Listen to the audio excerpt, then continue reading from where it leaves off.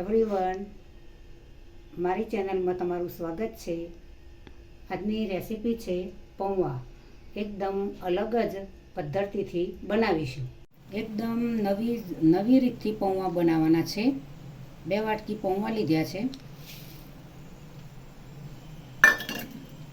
પૌવાને પાણીથી ધોઈને મૂકી રાખીશું। પહેલાં કઢાઈ મૂકી છે ગેસ પર। હવે તેમાં 3 ચમચી તેલ એડ કરીશું।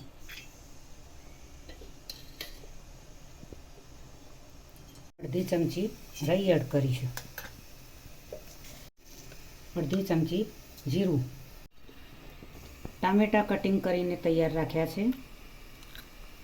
કોદા પણ તૈયાર છે, મરચાં પણ તૈયાર છે, બટાકા પણ તૈયાર છે, કટિંગ કરીને તૈયાર કરી રાખ્યા છે। થઈ ગયું છે।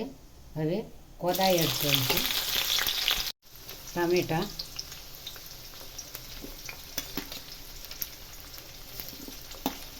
નાખીશું, મરચાં પણ અંદર નાખીશું,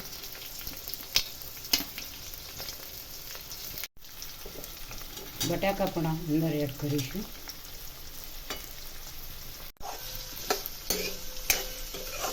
પાંચ મિનિટ સુધી થવા દેવાનું છે। વધારે પણ બહુ થવા નથી। શિંગદાણા પણ અંદર એડ કરીશું।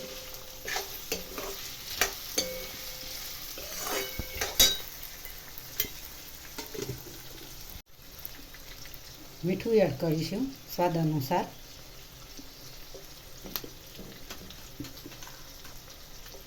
ધાણા જીરું પાવડર એડ કરીશું અડધી ચમચી। હળદર એડ કરીશું, 1 ચમચી ખોળ એડ કરીશું, અડધો ગ્લાસ પાણી રેડીશું।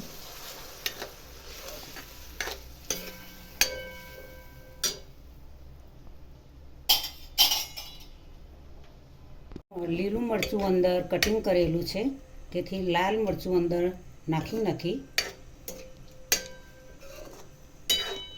હવે તેને ધીમા શેકે થોડું થવા દઈશું 5 મિનિટ સુધી। સરસ એવા ટેસ્ટી પૌવા બનાવવાના છે।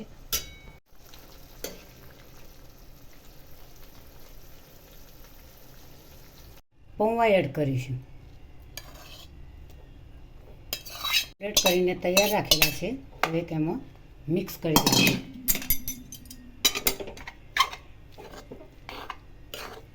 આ રીતે અલગ પદ્ધતિથી જ બનાવવાના છે પૌવા। પૌવાને શેકવાના નથી। આ રીતે બનાવેલા મિશ્રણની અંદર એડ કરી દેવાના છે, મિક્સ કરી દેવાના છે। કઢી પત્તા એડ કરીશું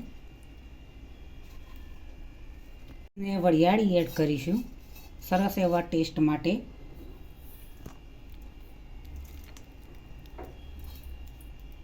કોપરાની છીણ એડ કરીશું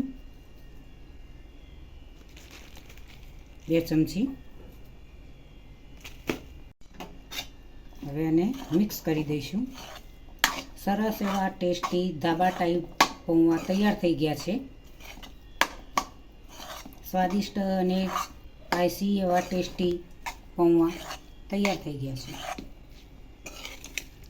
અલગ જ પદ્ધતિથી પૌવા બનાવ્યા છે। ગુજરાતીઓને પૌવા ખૂબ જ ભાવતા હોય છે।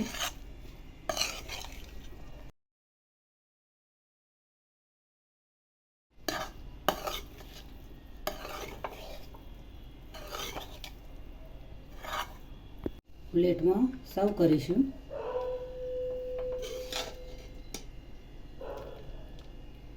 માટે ટોપરાની છીણ એડ કરીશું। આજની રેસીપી તૈયાર થઈ ગઈ છે। હેલ્ધી અને પૌષ્ટિક એવા પૌવાનો નાસ્તો સરળ પદ્ધતિ નવી પદ્ધતિ બનાવ્યો છે। ધાબા ટાઈપ નાસ્તો બનાવ્યો છે, પૌવા બનાવ્યા છે। પૌવા તમે સવારે નાસ્તા ચા સાથે પણ ખાઈ શકો। સાંજના ટાઈમે પણ તમારે નાસ્તો કરવો હોય તો ખાઈ શકો। નાનાથી મોટા સૌને પણ પૌવા ખૂબ જ ભાવતા હોય છે। તમે બહાર જાઓ તો પણ આ રીતે હેલ્ધી અને પૌષ્ટિક પૌવા બનાવીને તમે લઈ જઈ શકો છો। ઘરે બનાવીને તમે આ રીતે અલગ પદ્ધતિથી બનાવીને જરૂરથી ખાઈ શકો છો મિત્રો. અમે પણ ખાઈશું, તમને પણ ખવડાવીશું. તો આજની રેસીપી મિત્રો તમને જરૂરથી મારી ગમી હશે તો મારી ચેનલને સબસ્ક્રાઈબ કરજો, મારા વિડીયોને લાઈક કરજો, શેર કરજો, બને તો કમેન્ટ કરજો.